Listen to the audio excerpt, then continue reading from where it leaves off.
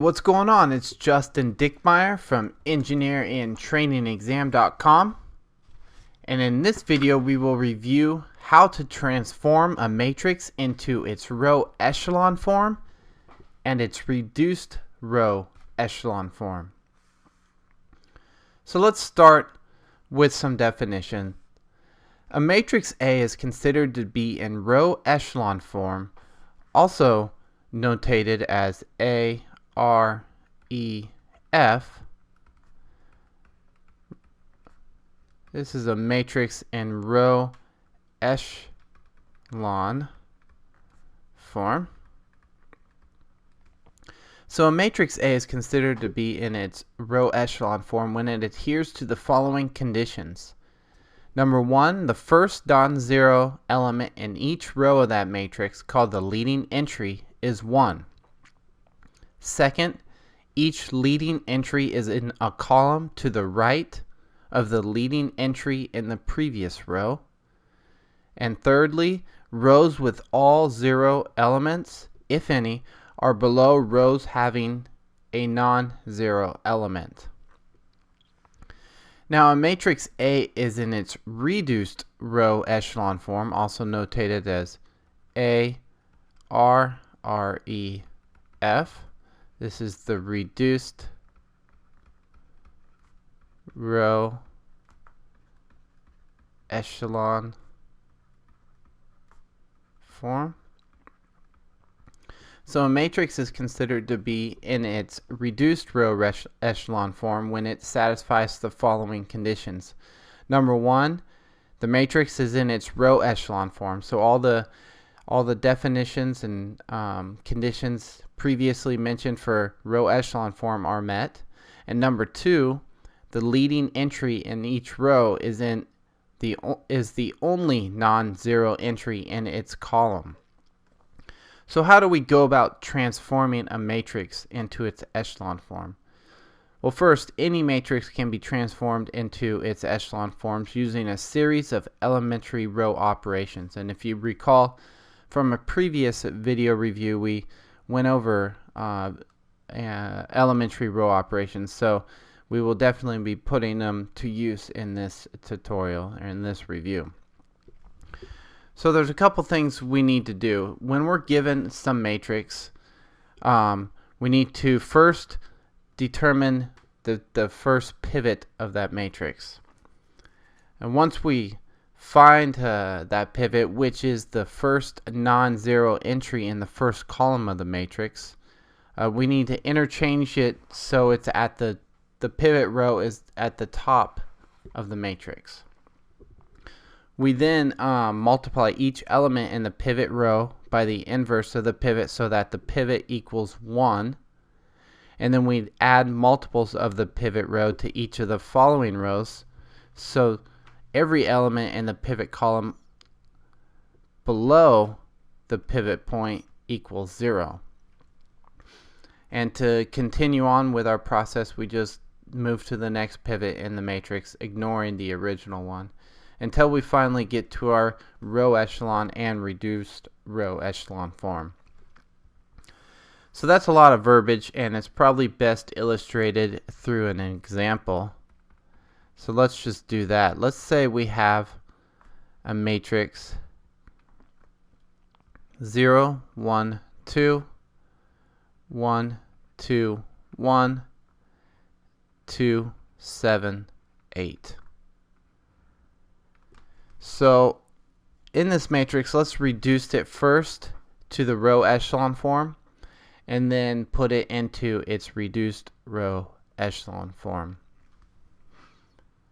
So the first step, like I mentioned, is to find the pivot, the first non-zero entry in the first column of the matrix. So the first non-zero entry in the first column is going to be 1.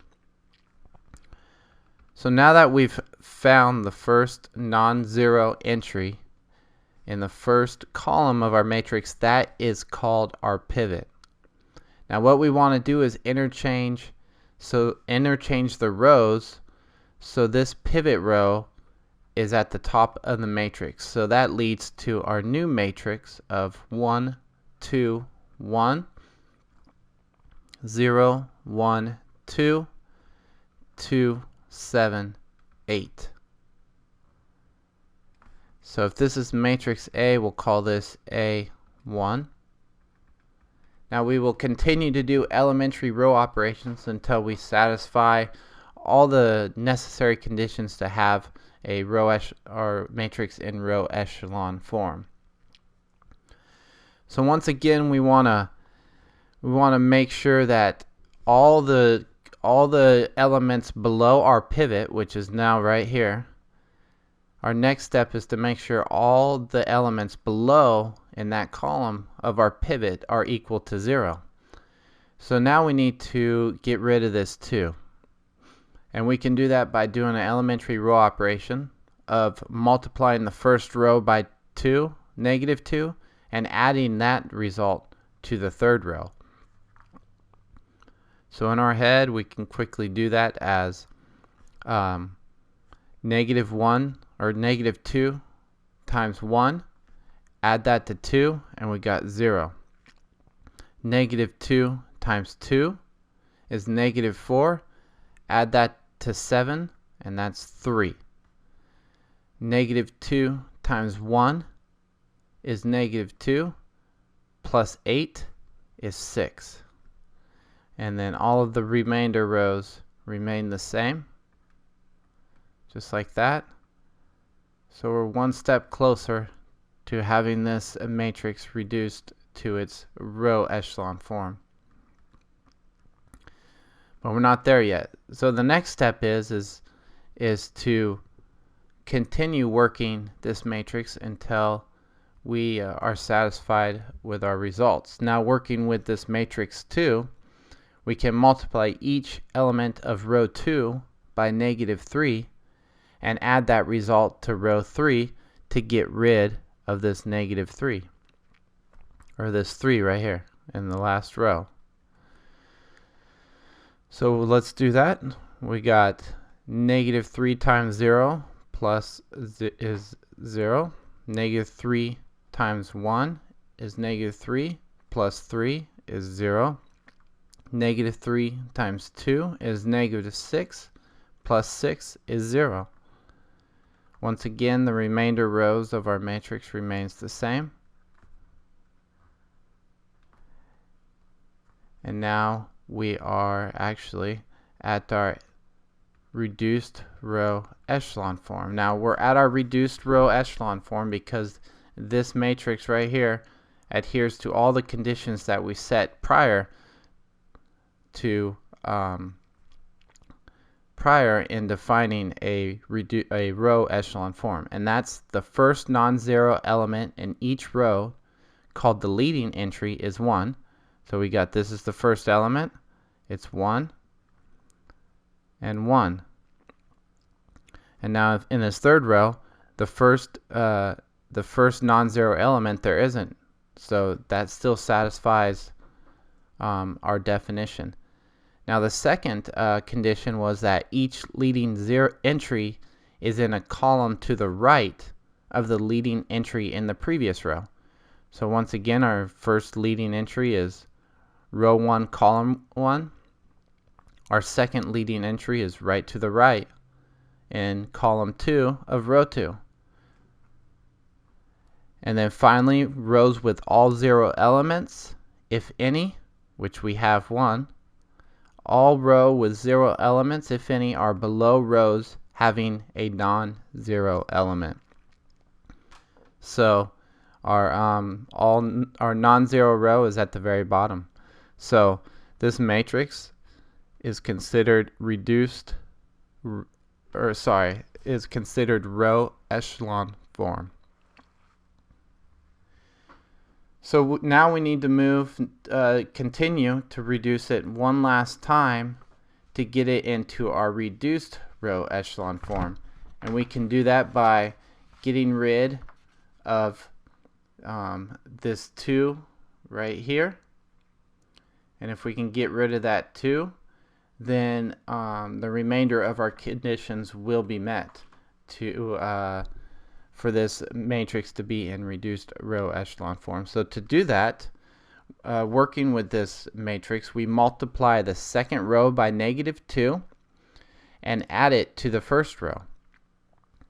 So real quickly, we go -2 times 0 plus 1 is 1.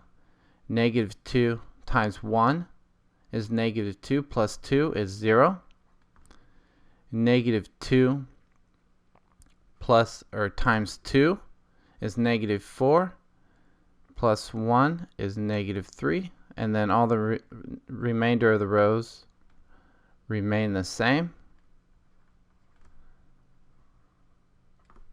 And that's our reduced row echelon form. Now this is our reduced row echelon form because number one, all the original conditions from the the row echelon form remain the same.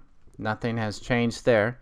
So we fulfill that condition. And number two, the leading entry in each row is the only non-zero entry in its column. So here's the leading entry of row 1. It is the only non-zero entry in that column. Now our second leading entry is right here in the second column, and once again it is the only non-zero in that column.